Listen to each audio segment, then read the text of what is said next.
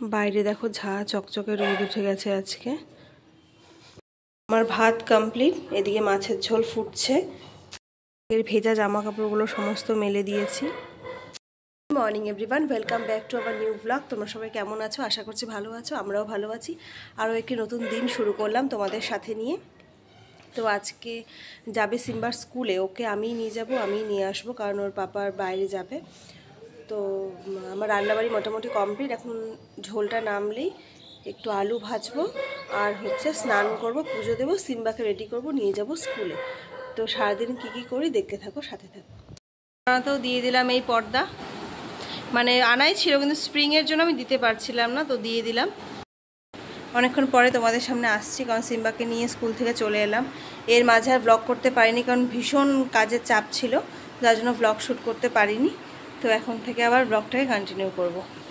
পুজো টুজো সব দিয়ে গেছি, তোমাদেরকে দেখানো হয়নি এত তাড়াহুড়োর মধ্যে।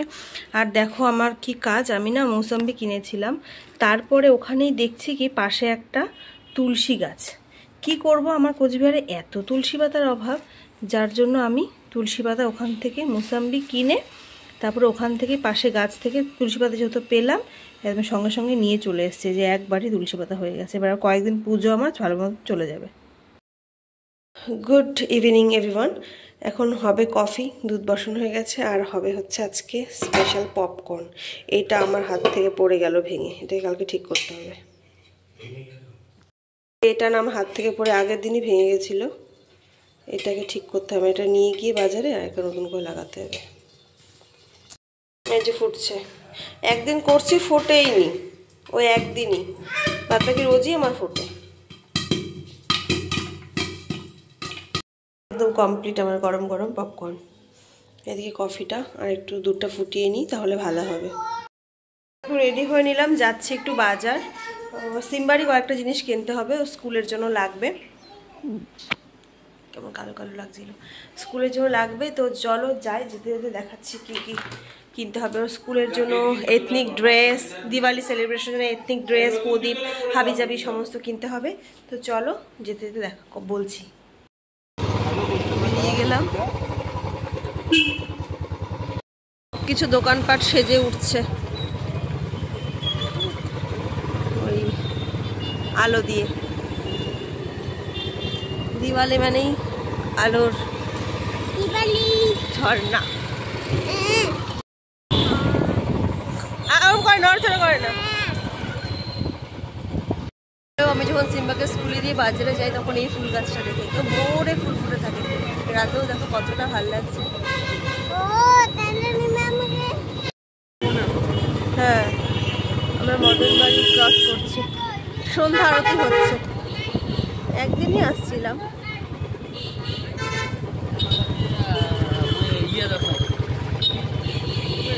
না না, এখন আর ঢুকবো না, কারণ এখন ঢুকতে গেলে অনেকটা দেরি হয়ে যাবে। অনেক কিছু প্ল্যানস আছে আজকে করার, সবগুলো সাকসেস করে যেতে হবে, কারণ সিম্বার পাপা রোজ রোজ সময় দিতে পারে না। এই চলে আসছে, এটা বলে বোমের মেলা, আতশবাজি মেলা। কোলে কোলে না, হেঁটে হেঁটে, না না না না, কোলে কোলে নয়, কোলে কোলে নয়। ওহো, এই স্টল শুরু, এখান থেকে শুরু। এখানে আরেকটা, এটা আরেকটা,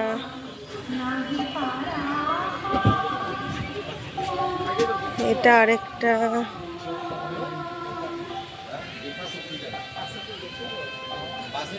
বিশাল বড়, তোমাদের মেলাটা একবার এক চক্কর একটু ঘুরিয়ে দেখাই। শুরু করলাম, এই যে এত বড়, অনেক বড়, অনেক বড়।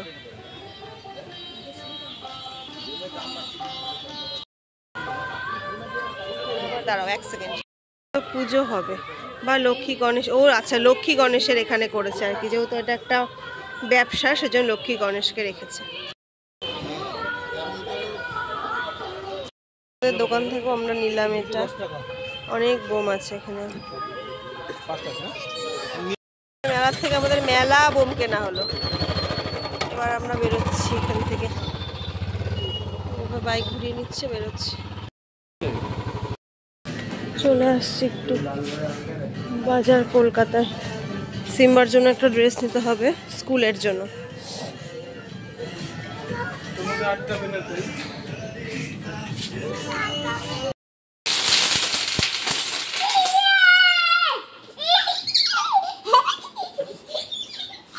ওই গেছে